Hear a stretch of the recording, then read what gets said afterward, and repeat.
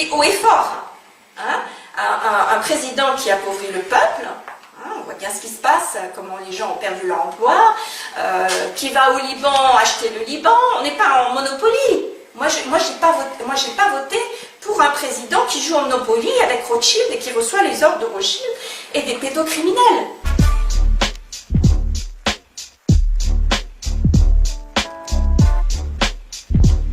On domestique les enfants à l'école et là, le gouvernement est passé à la vitesse supérieure. Et ça, je suis désolée, mais je suis un soignant conscient, je refuse cela pour les enfants français. J'ai aussi pris conscience que Trump, aux États-Unis, est intervenu auprès de l'OMS et a dénoncé toutes ces magouilles de l'OMS. Il s'est désolidarisé de l'OMS. En France, ça n'est pas le cas. Macron obéit à Bill Gates, qui obéit à l'OMS, et moi je dépends du Conseil de l'Ordre des médecins, qui obéit à l'OMS. Et moi je suis pour une France libre. Et ce que je vois, hein, avec ce qui s'est passé pour les personnes âgées, et ce qui se passe maintenant pour les jeunes, parce que le président veut passer à la vitesse supérieure, eh bien, je suis désolée, on joue sur la culpabilité des gens. Moi, je suis un médecin conscient. Chaque fois que j'ai quelqu'un en face de moi, je dis stop à la culpabilité. Je sais qu'il a un parcours d'église, enfin, qui favorise cette culpabilité. Je connais beaucoup de médecins qui jouent aussi avec la culpabilité des patients. C'est leur point de vue, c'est leur façon de fonctionner. Moi, ça ne marche pas. Quand un monsieur Macron ou un monsieur Castex veut culpabiliser ou punir les Français, moi j'ai les alarmes qui s'allument parce que j'ai à cœur la santé des gens. Je suis allée aussi sur le terrain dans les quartiers défavorisés à Strasbourg, en Neuf, Neudorf, aussi à Molsheim, sur Wasselin. Donc j'ai une vision, vous savez, comme l'aigle. Il voit un petit peu ce qui se passe en Alsace. Et du coup, demander aux gens de porter un masque, c'est culpabiliser les gens. Mais vous me répétez ça sans arrêt, le masque, le masque, le masque. Vous avez des médecins brillants, monsieur Toussaint, comment s'appelle le professeur là, qui dénonce le masque, qui est délétère. On a vu les cultures de champignons. Le masque n'est pas le problème, monsieur le journaliste. Le masque, c'est juste pour embrouiller les Français, pour leur faire peur, pour les pénaliser, vous savez, avec les amendes. Et moi, je suis un soignant, je ne peux pas autoriser ça. C'est cette politique qui est une arnaque. Je le dis haut et fort. Hein, un président qui appauvrit le peuple, hein, on voit bien ce qui se passe, comment les gens ont perdu leur emploi, qui va au Liban acheter le Liban, on n'est pas en Monopoly. Moi, j'ai pas voté pour un président qui joue en Monopoly avec Rothschild et qui reçoit les ordres de Rothschild et des pédocriminels. J'ai quand même pris en charge des patients, j'étais aussi à la régulation du SAMU en Alsace. Je répondais aux gens au téléphone. Vous savez, on a une plateforme avec les urgences vitales pour réanimer les gens. Et moi, je suis pour les urgences non vitales. Donc, je faisais mes nuits à la régulation du SAMU où je rassurais les gens parce que tous les Français ont été en état de choc traumatique avec ce qu'ils ont entendu du président, du Premier ministre. Voilà, ils étaient en état de choc. Donc moi j'allais rendre visite sur le terrain, essayer d'arranger tout ça. Et mes patients ne sont pas tombés malades parce qu'ils avaient tout ce qu'il fallait pour que leur corps fonctionne bien contre un virus et pour que le corps se détoxifie bien. Mais au téléphone, je rassurais les gens et je disais aussi, vous avez le droit de choisir comment vous soignez et ce que vous voulez comme traitement. Si vous voulez le traitement du professeur Raoult, vous pouvez l'avoir. Et derrière moi, le chef de la régulation de dire non, non, non, non, non. Et effectivement, en Alsace, il y aurait eu plus de morts que dans d'autres régions, mais sachez que le traitement du professeur Raoult, on a été privé du droit de prescrire, nous les médecins quand même. C'est important que les étudiants en médecine sachent ce qui les attend. Hein, parce que moi, j'ai quand même pu expérimenter certaines choses dans mon cabinet, mais j'étais quand même toujours sous surveillance. Et là, d'un coup, c'est stop. On interdit la prescription aux médecins. Et ceux qui ont osé traiter avec l'ozonothérapie, des perfusions, le chlorure de magnésium, ben, ils ont été repris par l'ordre. Il y a des médecins en Moselle qui ont été convoqués, voilà. Donc c'est quand même... Et moi, on m'a demandé clairement au Conseil de l'ordre de ressembler à mon collègue. Et nous sommes tous différents. Si vous demandez à quelqu'un, ou un petit enfant de maternelle, d'être comme son copain et identique, hein, vous le mettez dans une cage, comme ça se passe en Thaïlande, hein, Voilà. Vous dites que vous avez expérimenté des choses. C'est de l'abus. Qu'est-ce que vous avez expérimenté comme traitement contre le Covid, contre la Covid alors ici? Expérimenté, c'est-à-dire que moi j'étais plutôt désolée parce qu'on m'appelait pour des douleurs thoraciques.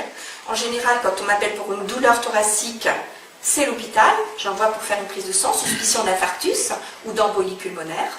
Voilà. Donc j'ai été appelée pour ça. J'ai vu que les saturations des personnes étaient basses. Donc j'ai envoyé à l'hôpital. C'est tout ce que je pouvais faire. Avant, effectivement, mes patients avaient systématiquement les vitamines, des choses pour renforcer l'immunité en hiver. Voilà. Et ça, on n'a pas du tout parlé aux infos, ni à la télé, de l'immunité, de comment renforcer avec du zinc, de la vitamine C. On n'en parle pas. Ça n'intéresse pas le gouvernement. On a bien compris que le gouvernement, ce qui l'intéresse, je suis désolée, mais c'est une dictature. C'est d'appauvrir la France. Et surtout, le mensonge, le véritable mensonge, c'est qu'on a mis les Français en état de choc, on leur a cassé leur immunité. On les a pénalisés. Moi, je connais des braves gens qui allaient chercher leur fille à l'hôpital et qui se voyaient dresser des amendes. On n'a pas parlé de la grippe, on n'a pas parlé des maladies chroniques qui sont restées sans consultation, des mamies qui sont parties, qui avaient des comorbidités. Effectivement, quand on a des comorbidités, plus un vaccin tous les ans, parce qu'on les aime, ces personnes âgées, on les vaccine tous les ans, ce qui est très délétère de mon point de vue pour l'immunité. Ben voilà, elles sont parties. Big Pharma, c'est juste des intérêts financiers du médicament. Et c'est une élite qui s'enrichit sur la santé des Français. Est-ce que vous avez vu une diminution du burn-out? Avec la crise du Covid, ça s'est renforcé. Vous savez, on parle de deuxième vague.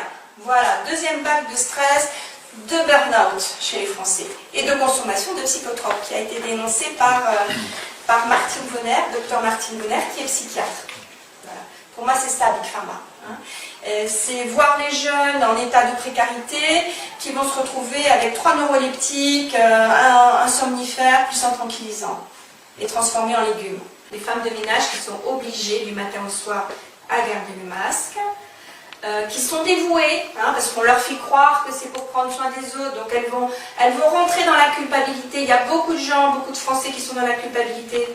Le gouvernement utilise ça. Ça, c'est un véritable scandale qu'un président, que Big Pharma ait pu répandre ce virus et rendre malade des gens.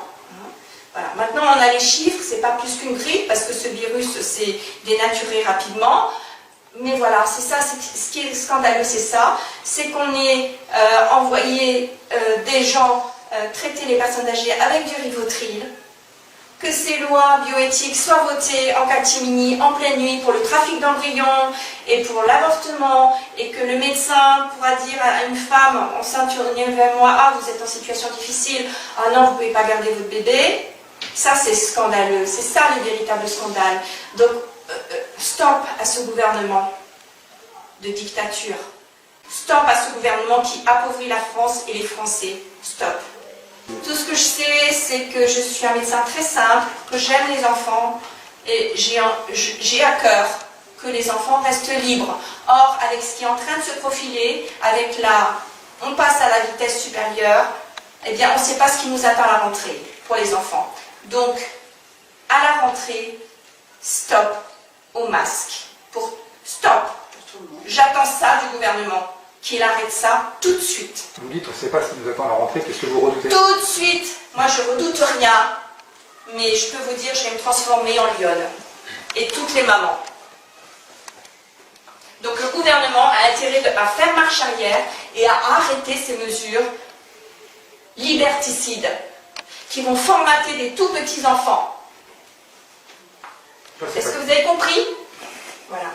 Laissez tomber ce virus qui est terminé. Intéressez-vous aux pédocriminels en France, au réseau pédocriminel, aux ministres pédophiles, ok? À ce qui est en train de sortir comme loi pour favoriser la pédophilie en France et l'abus sexuel en France. Donc demandez-leur, posez-leur la question, que pense-t-il de cette loi bioéthique qui vient de sortir?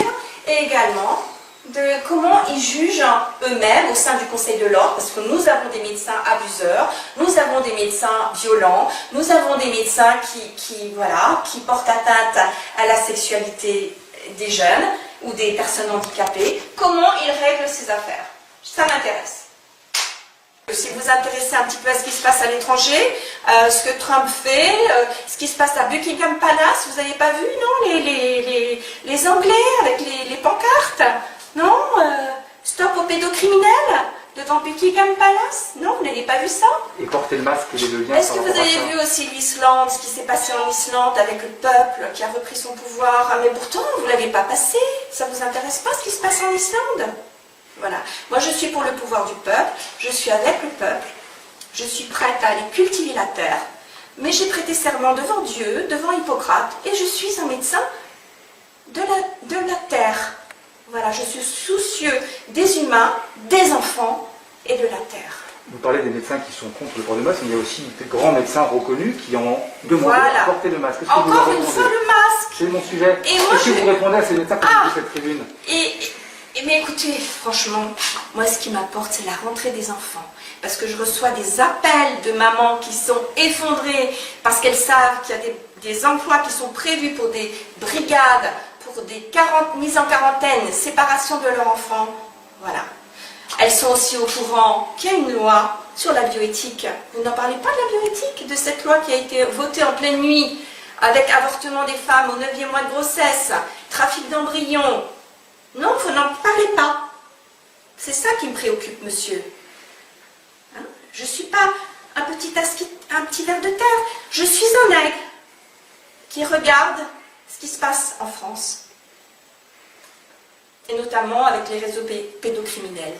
Voilà, donc j'ai des craintes pour nos enfants, quand je vois tout ce qui se passe, tout ce qui est voté, l'abaissement aussi du consentement sexuel à 13 ans, l'éducation sexuelle par des inconnus en maternelle, des livres que je vois sur les pédophiles, qui expliquent à l'enfant combien le pédophile lui veut du bien et que c'est bien de dormir avec lui. Non mais je rêve, on est en France, c'est mon pays. Occupez-vous de ça, messieurs les journalistes, au lieu de vous occuper des masques. Combien ça vous rapporte de vous occuper des masques pour laisser tomber ce qui concerne les enfants, ce qui atteint les enfants avec les abus sexuels, criminels? Parlez un peu de ça. Réveillez les gens.